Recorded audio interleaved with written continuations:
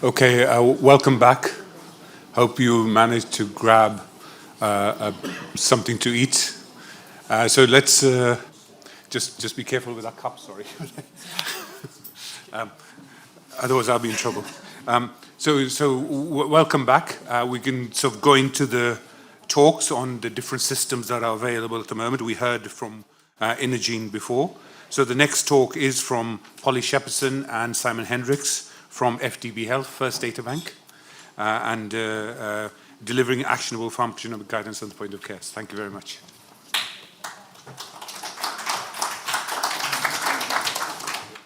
Thank you. Thank you.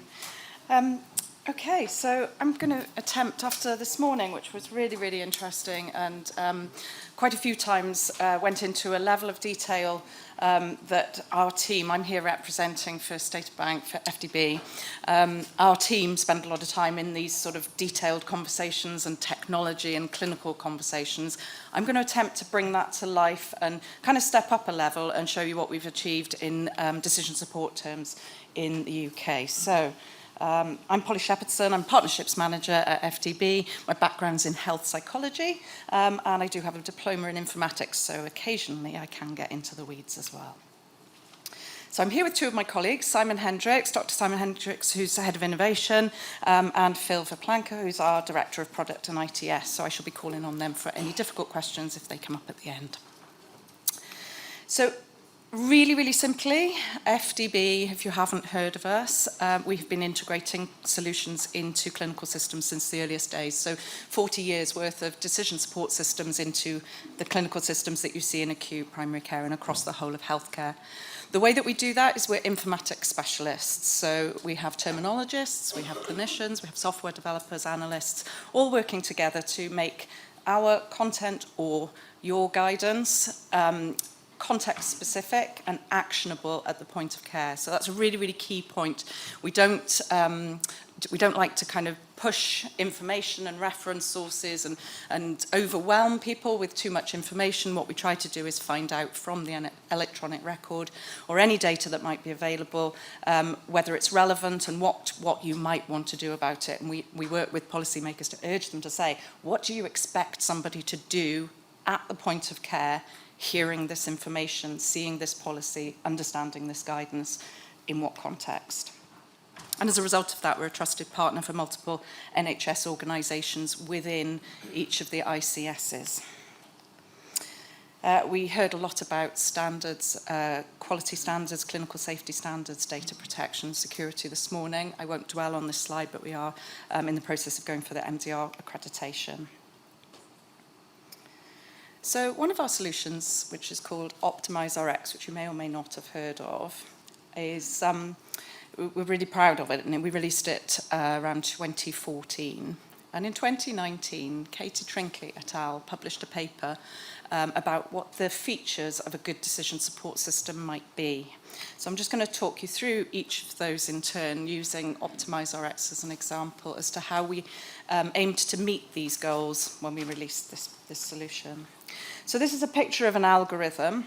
It's just a bunch of SNOMED codes that might be lurking in a clinical record with another bunch of context around the record architecture, so where things might be stored, lab values and so on and so forth.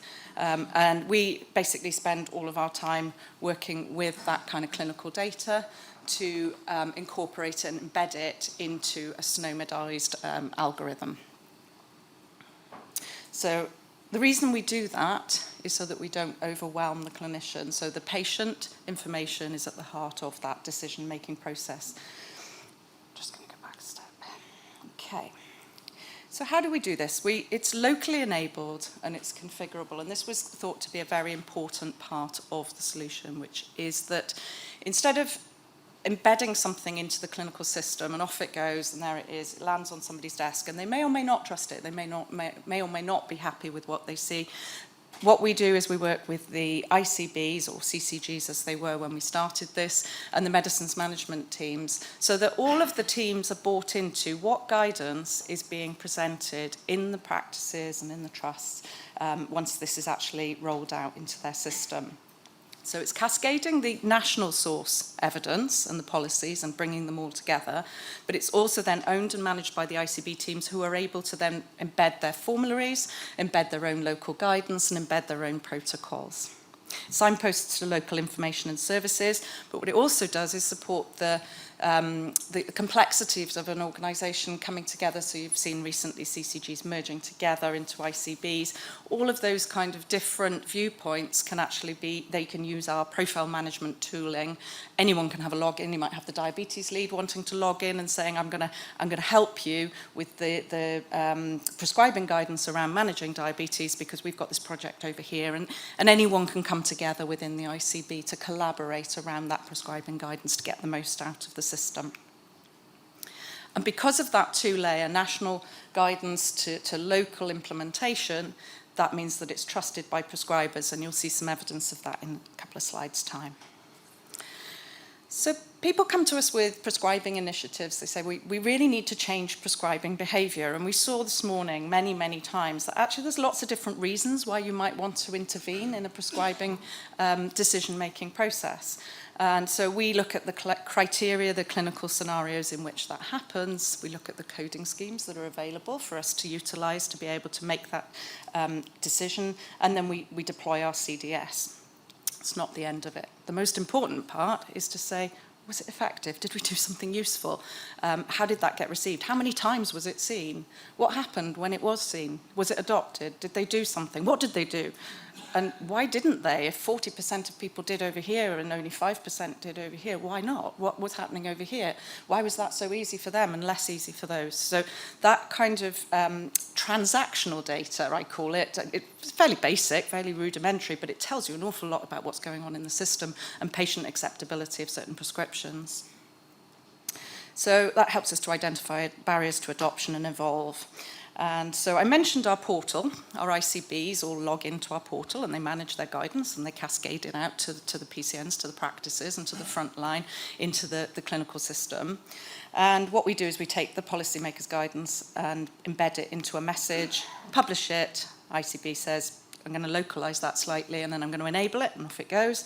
It's in the clinical system, so it's embedded within all of the clinical systems, deeply integrated. And in the GP practice, the prescriber can say yes or no, accept or reject, and we report back that transactional reporting that I mentioned earlier. Occasionally, people come to us, wider kind of stakeholders, beyond maybe, so this portal would be available in a single kind of geography, and I'd be able to see, this is how we're doing, this is great, I'm just going to let our finance team know or let our clinical team know how this is all going. But actually, you know, wider than that and nationwide, we want to understand what's actually happening to the policy and the guidance. So people come and ask us for reports and say, you know, what's happening with gastroprotection for NSAIDs? You know, how's that going? So rather than having those industry stakeholders and the policymakers sitting outside of that, we're creating a hub to allow the data analytics to be able to then kind of really grow and evolve from where we are. We feel that we've done the job in terms of the implementation locally, but we need to grow from there. And what that will allow is, we mentioned a lot this morning about the number of different pieces of guidance that cascade into that workflow.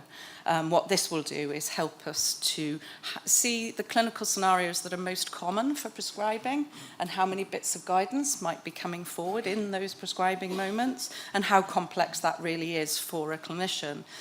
So I was at an event yesterday where somebody was saying that every time one of these pieces of guidance comes in, they're having to think about another piece and another piece, and they're doing a lot of this in their heads. What our software does is actually allow you to layer that up, and you'll see that in a moment. Okay, so I wanted to say something else there, but I've forgotten. Also informative as to why the message has appeared. So in typical decision support systems, when I first started all of this over 20 years ago, you wouldn't know why a message was popping up in front of you. And that's really a key kind of deliverable of Optimize RX, which is to say, here's the guidance, which could be any guidance. The new PGx guidance can sit in that box, so you can just click on from within the message. So this has appeared in front of the prescriber. Here is the guidance that prompted us to make this assertion about your prescribing decision. And then the second is what did we find in the record? So typically, you may not really know your patient that well. Somebody else saw them last week, 3 weeks ago they saw somebody else, and they're now in front of you. And that really, really helps you to be able to look at the guidance, reflect on it, and say, well, actually, I didn't know they had renal impairment, I didn't know they had this, that's useful, I'm going to have to change my course of action. They said that it needed to be embedded into the clinical system workflow. And I had an interesting moment first thing this morning when Munir was speaking, because he issued a challenge, and we had a challenge from commissioners. Actually, I looked at my old PowerPoint slide that I got this from, and it was actually 10 years ago, and it was in Liverpool. And I was co-presenting at a iLinks EMIS conference with Peter Johnstone. And he had listed that it needed to be embedded rather than standalone. We needed central updates of national content, needed local management, it needed to be clinically sensitive, and it needed to demonstrate continuous improvement. So I've got my 4 eyes that I will put on my next time I speak about this topic. The final one was avoiding too many extra clicks that might cause users to turn it off if it's too onerous to use. So didn't want people to have to leave one system to go to another. So the last was reporting on patient scenarios and prescriber transactions, and much of the literature focuses on around a sort of 10 or up to 20% acceptance rate of alerts in clinical workflows. And again, we talked about alert fatigue this morning. Here are some examples that I've pulled out of our system from last year. Gastroprotection with NSAID, 62% of our messages were accepted. Nitrofurantoin in renal impairment, 48%. Prochlorperazine and Parkinson's disease, 55%, and then star of the show, morphine sulfate concentrated solution at 80%. So it proves that it can be done. Not every alert in our system yields that kind of result, but it shows that it is perfectly possible and perfectly reasonable to do so, and there's a huge variation in various different parts of the system. On alert fatigue, we do get the comment when we switch on OptimizeRx. Is it switched on? I'm not sure if it's switched on. I haven't seen anything. So yeah, that's where we are. So the AHSNs and their Bridging the Gap conferences, which have been really, really useful, set out another bunch of kind of aspirations. I'm not going to dwell on them in the interests of time, but this is why we have direct contracts with so many ICBs, and we're also directly contracted with a number of the different clinical systems within the UK, well, most of the clinical systems within the UK, to deliver various parts of our portfolio. And you'll see that there's 3 solutions listed there: OptimizeRx, Multilex, which has been around for about 30 years, and AnalyzeRx, our newest solution to market, which is more of a case-finding kind of tool. So covering 42 patients across the UK. I'm not going to dwell on this slide, but the middle bullet there, about 0.08 seconds. People said to us, this can't happen in the workflow. It's not possible to interrogate this amount of data at the time of prescribing. It will slow the system down. It won't find the results. All sorts of things will go wrong. That's what's happening here and now today on 42 million patients and their prescriptions. So, it's difficult. This morning, we saw how difficult it is. There's a number of different NHS priorities that come in to prescribers or frontline clinicians, and they've got to deal with all of those at once. We make sense of them and deliver them into workflows and automate that. And we gather up data and insights at the end of that. And hopefully the data and insights piece, I've indicated how that can support us shifting towards a time. There was a question this morning that kind of really prompted me to remember to say this. We hear, if you've implemented every piece of guidance and you keep implementing them all, transaction by transaction by transaction, I will have nowhere to go. I'm a GP. I will not be able to prescribe, and I do not know what you now want me to do because I have this much guidance that's come in. And I had a real example of that on a call just a couple of weeks ago. And it really made me think about our data analytics that I mentioned earlier, about how we can find those dead ends and how we can uncover those dead ends really, really quickly and help groups of policymakers to work together to say, actually, what do we expect to happen, given our collective knowledge about this clinical scenario, which turns out to be incredibly common, and that's where we can help to work that out. So how does this apply to pharmacogenomics, you'd want to know? So we have a network of healthcare partnerships. We are embedded in workflows and automating a bunch of processes and certified to do so. And our innovation team are working on pharmacogenomics as we speak. So we've been working with Congenica on a workflow of across the piece.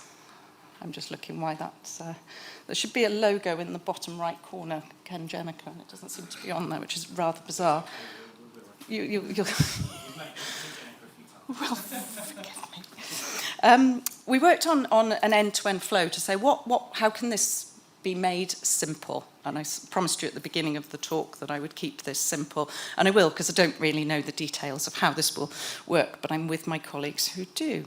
But ultimately, we need the test, so the pre-test alert that was mentioned this morning, and we need the post-test alert that was mentioned this morning, and then the bit in the middle that's really, really complicated is some analysis on the result that comes from the lab test. From the lab process. And so combined, we can take from one end of the process flow to the other end of the process flow. And the test, I'm going to give you an example. Those of you that are clinicians are used to reading very, very quickly and understanding the status of this patient. So I'll let you do that, but you won't need to, because you will be able to see from the decision support that there's a new diagnosis of TIA. And the NICE guidance gives you some information about what you're going to prescribe to John Smith, given all of the conditions and the medications on the left, and his allergies and his lab results. So that's good. Off we go. Then we bring in the national prescribing incentives, we bring in the local formulary, we bring in the clinical decision support, and we say we're going to prescribe clopidogrel. So everybody's happy. That's status today. Then we bring in the pharmacogenomics guidance. We look at the NICE guidance, and now we've lost 2 of the medications from the NICE guidance that came through, and now the results are in. So now we take the results, we say what happens as a result of that, and we take away the aspirin as a result of the allergy, and with the results that we received, I'm going to get this right, but they started out with those PGx results as a likely intermediate metabolizer. Then we took into account the imipramine on the left, so you can see that they're on the imipramine, and that made them a certain intermediate metabolizer, which then says definitely we don't want to be prescribing the clopidogrel, and we do want the modified release dipyridamole. So we've shifted, we've layered all of the different guidance into that decision-making process. So, if we wanted to do this tomorrow, we have the case-finding ability to go into the record, identify those patients, and if you look at the results at the bottom from the Youssef et al. Study, about 500,000 clopidogrel items are dispensed in, was it 2019? We actually updated the cost metrics on that to cost up how much redundant clopidogrel was being given out, and that resulted in a 4.8 million no patient benefit against the clopidogrel now. Happy with that? And so we can, with our case finding and population health management capability, identify those patients receiving the lab result through from Congenica, identify those patients, test and action, and this is just a little screenshot of how that might play out. So if they've got other things going on, this is just antipsychotics, the use of antipsychotics in dementia and learning disabilities. I'm going to come on to a health economic example of the benefit of that in a second. But you can see that there's a whole list of all of the different kind of opportunities. So rather than just saying there's a pharmacogenomics opportunity for this patient, we're making best use of that contact to say, well, actually, there's some lab results that we need for their diabetes or their whatever else that's going on for them. So it'll all be rolled into the same moment. So before I close, I wanted to just think about how we bring this into a clinical reality. We took, as I mentioned, the antipsychotic use. We took that as an example to try and shift beyond drug cost, so the cost of the drug within the system. I mentioned about the redundant drug cost of clopidogrel, but actually what's the wider system benefit? And when we first rolled out OptimizeRx, we were very, very quick to use the financial side of the kind of, move from this drug to this drug because it's going to save you money, but it was much, much harder to demonstrate the impact of the improved clinical care that we were giving. And I was actually quite surprised how little there was off the shelf for us to be able to say, yeah, this has been costed up within the system and the benefit is X.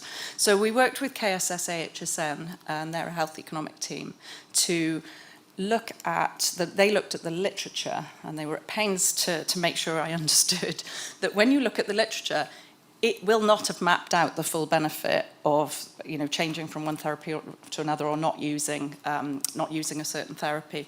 But what they could do was find the bits that were certain in the literature. So they said, these bits are certain, those bits are not certain. So from the proportion of the benefit that was able to be certain within the literature, and you can see that pie chart lists out stroke incidence, reduction in diabetes, and then the big hitting items were actually tardive dyskinesia and the instance of that from the use of antipsychotics. So for every £1 that's invested in OptimizeRx, there are 3 messages to do with antipsychotics that pay for the solution to be in situ and in use day in, day out. So this is doable.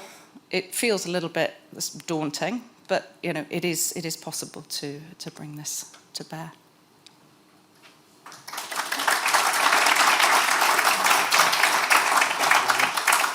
Great, thank you very much. Good to see a system that's embedded in the healthcare system. Okay, questions, please. Sorry. Hiya, my name is Yasmin. It's really nice to see and meet the face behind the name of OptimizeRx. I actually use it every time I run a clinic, and it's actually really helpful. The only thing is, forgive me for being devil's advocate here, but, so Mr. Smith, the only option was dipyridamole post his PGx test. What if it's not available in the community pharmacy? Because since Brexit, everything, we've had really big drug issues. So where do we go from there? And as a pharmacist, I'm supposed to make recommendations on what the next line is supposed to be. So one of the many inputs and feeds into OptimizeRx is supply disruption alerts.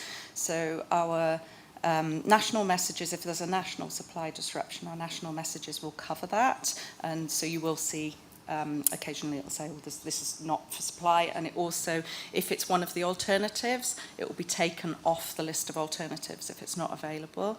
And then also the local teams have a facility to add supply disruption messages as well. So they can do that on the fly and it can be out there. Yeah, I guess in terms of this one, after his PGx test, there was all of it, the rest were crossed off. So what does that mean? Are they contraindicated in his condition? Is there anything else? What do we give him? So that's the dead end that I was talking about earlier, which I would love to see people. I mean, we're not researchers. We gather the information in order to be able to support the system being used. For people to actually do that kind of clinical appraisal, and we welcome data partnerships ultimately, to do that kind of appraisal to identify exactly that kind of dead end. How many times, is that the most common dead end, or other situations with renal impairment was the example I was given a couple of weeks ago. When all clinical roads close, what are we wanting to do? And so then let's create new guidance on what you do in that really, really difficult situation. So in that particular patient, didn't see all the clinical details. I think you may be under-treating them with dipyridamole for the sort of, the fact that they've had a TIA. And I would certainly have considered giving dipyridamole together with Takako in that situation. So personally, because otherwise they're under-treated. And that's the learning system we want to create. Hi, thank you. Huda Hashad. What are the inputs that you need to gather in order to actually generate this post-test alert? Do you integrate with the lab results? And if yes, how? So that's first question. Second question, in the story for Plavix, how do you tell doctors when to order the test? Because we saw the post-test. How about that pre-test? Do you select patients for them? How do you do that? Okay, so I'll give the first answer first, which is a nod to Congenica, and it gives me the opportunity to pick up the pieces of my not very good delivery of the slide. the end-to-end flow showed the test, so we can order the test, which I'll come back to in a second. The lab test will happen, and Congenica interpret those results. So they are able to interpret those results. Those results can be passed to decision support engine and interpreted. Is the, do you want to pick up? Ideally, we would want to be consuming the genotype, not just the phenotype, because we want ultimately the greatest fidelity as possible. So yeah, hopefully that answers that part of your question. Okay. And in terms of ordering the tests, if we come to an agreement on which patients are of priority for testing, then we can find those patients in the system, as I showed, almost the last slide I showed you, which is let's go and find all the patients on clopidogrel. If you want to prioritise them by certain factors that might have arisen for them, then we can go and find those. Does that make sense? So, and then we can order the test, absolutely. So one of the things we recommended in the personal prescribing report is that we would go for a panel test. Yes, exactly. Where you could do 40 variants, covering 20 genes, etc. Yeah. And so on. And then you would have the reactive when you first order the test, but then you have preemptive for later on as the patient gets older. Yeah. So does your system have the capacity to be able to store the data, code it, and make an interruptive alert for the future when the patient comes through? Do you want to take that? Yeah, I mean, that is dependent on the information that's actually stored within the clinical record.